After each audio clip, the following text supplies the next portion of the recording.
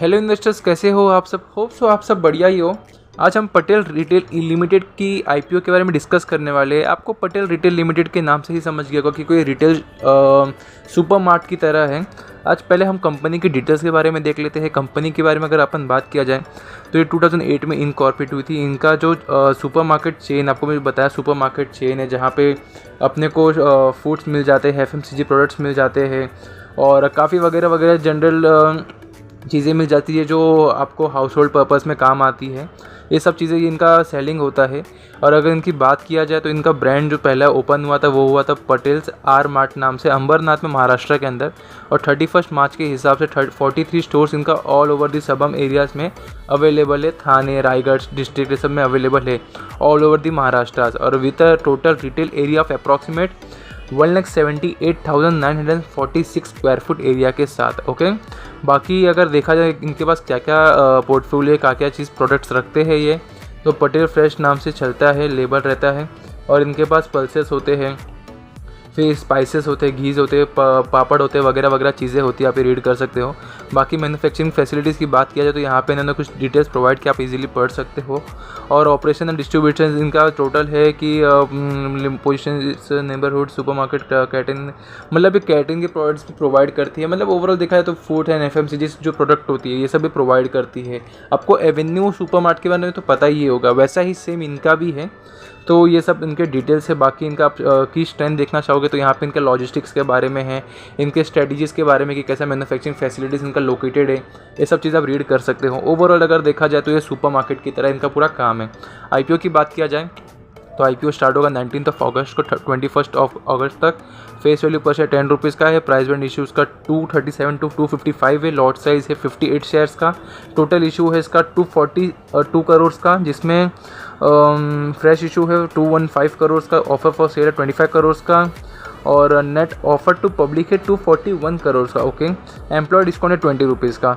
और इसका लिस्टिंग हुआ BSE NSE में। आपको अलॉटमेंट देखने मिल जाएगा 22 अगस्त को। आपको अगर अलॉटमेंट मिल गया है तो 25 को, मंडे को, फ्राइडे को आपको अलॉटमेंट मिला तो 25 को आपको आपके डीमेट में क्रेडिट हो जाएंगे शेयर्स का। अगर आपको अलॉटमेंट नहीं मिला है तो 25 या आगे पीछे 2 दिन आपको आपके UPI में मैंडेट जो आप किए थे वो रिमूव हो जाएगा। बाकी लिस्टिंग होगा 26 को और UPI मैंडेट आप शाम को 5 बजे तक कर सकते हो, लास्ट डेट पे 21 तक। ओके, बाकी रिजर्वेशन की बात किया जाए तो QIBs के लिए 30% है, रिटेल्स के लिए 45% है और NIs के लिए 25% है। रिटेल्स के लिए इन्होंने काफ़ी अच्छा ऑप्शन यहाँ पे देखे रखा है, अच्छा मौका देखे रखा है।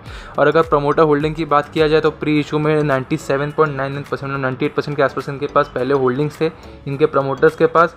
और after this issue they will have 70% के आसपास होल्डिंग्स। ओके, बाकी अगर बात किया जाए कि इनके फाइनेंशियल्स के बारे में तो एसेट्स अगर देखा जाए तो 23, 24, 25 हर साल एसेट्स अगर देखा जाए तो स्टेबिलिटी के साथ इंक्रीज़ होते हुए हमें दिख रहा है।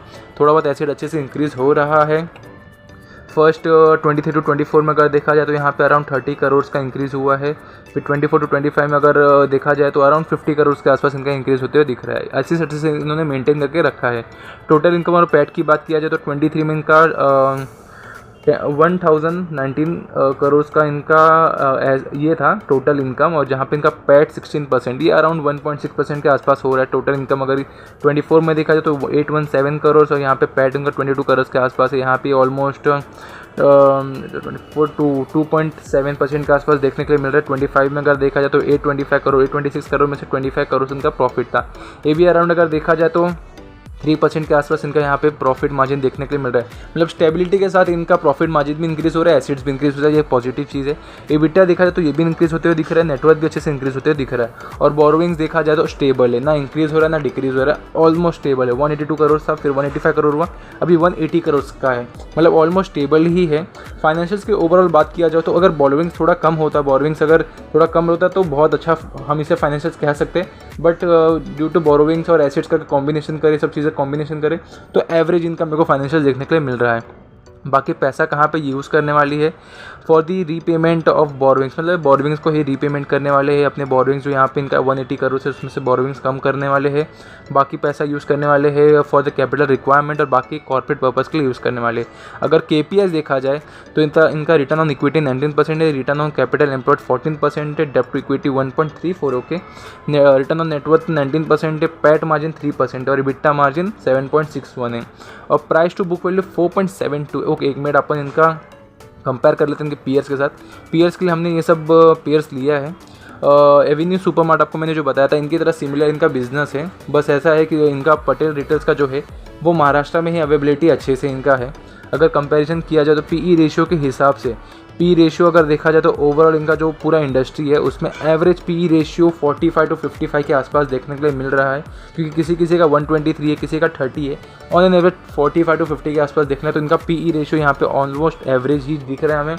अर्निंग पर शेयर देखा जाए तो 7 रुपीज़ है, 7 अर्निंग पर शेयर इनका। और रिटर्न ऑन नेटवर्थ अगर देखा जाए 19% है और 19% इनका अगर देखा जाए तो मधुसूदन मसाला के बाद सेकंड पे इनका 19% आता है।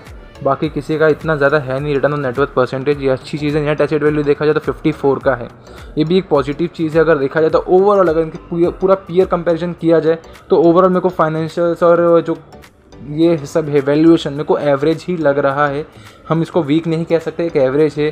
स्टेबिलिटी के साथ कंपनी इंक्रीज़ हो रही है, इनका सुपरमार्ट इंक्रीज़ हो रहा है, बट महाराष्ट्र में काफ़ी अच्छा इनका अवेलेबिलिटी देखने के लिए मिल रहा है। तो वैल्यूएशन देखा जाए तो उनका फेयर वैल्यूएशन है, ठीक वैल्यूएशन का है।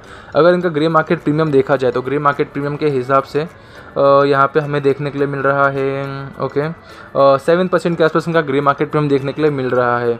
और एक सेकेंड, इनका प्राइस बैंड भी ठीक है, ओके। ग्रे मार्केट प्रीमियम के हिसाब से अपने को 7% के आसपास देख रहा है एस्टिमेटेड प्रॉफिट जो हो सकता है। मैं अपना रिव्यू बताता हूँ कि मुझे क्या लग रहा है इसमें, मैं अपना क्या प्लान करने वाला हूँ। देखिए, मैं ऐसा करने वाला हूँ कि मेरे को कंपनी ठीक लग रही है, स्टेबिलिटी के साथ इंक्रीज़ हो रहा है, महाराष्ट्र में अच्छा इनका ओपन है, रिटेल शॉप्स काफ़ी अच्छा है। मैं इस IPO के लिए अप्लाई करूँगा, अराउंड मैं ट्राई करूँगा कि 2-3 अकाउंट से अप्लाई करूँ, मल्टीपल अपने कुछ मेंबर्स के फैमिली मेम्बर्स के अकाउंट से अप्लाई करूँगा जिनके पास डीमैट अकाउंट है। और जिस दिन लिस्टिंग डे होगा उस दिन मैं अराउंड 1-2 अकाउंट में से रिमूव कर दूँगा और ट्राई करूँगा कि अपना 20 to 30% for the long time मतलब जहाँ पे मैं अराउंड 3 to 4 ईयर्स का लॉन्ग टर्म रखने वाला हूँ, मैं होल्ड करने वाला हूँ। क्योंकि मुझे लग रहा है कि ये कंपनी इंक्रीज़ हो सकती है, क्योंकि इनका जो अगर पीयर कंपैरिजन, फाइनेंशियल्स, ये सब चीज़ें देखा जाए तो मेरे को ठीक लग रहा है। ये पर्सनल मेरा खुद के लिए व्यू है, ये आपके लिए कोई सजेशन या कोई आपको टिप नहीं दे रहा हूँ, क्योंकि ये एट दी एंड लॉस भी मुझे दे सकता है, ये रिस्की इन्वेस्टमेंट भी हो सकता है। तो आप भी खुद कुछ इन्वेस्टमेंट करने से पहले आप खुद रिव्यू कीजिए, अपने फाइनेंशियल कंसल्टेंट से एडवाइस लीजिए, क्योंकि ये वीडियो बस एजुकेशन पर्पज़ के लिए है, ये सेबी रजिस्टर्ड चैनल नहीं है। तो आप खुद रिव्यू कीजिए, आपके सेबी रजिस्टर्ड एडवाइजर से एडवाइस लीजिए, फिर ही इन्वेस्ट कीजिए। That's the video. अगर वीडियो पसंद आया तो ज़रूर चैनल को सब्सक्राइब कीजिए, वीडियो को लाइक कीजिए और जुड़ी रहिए।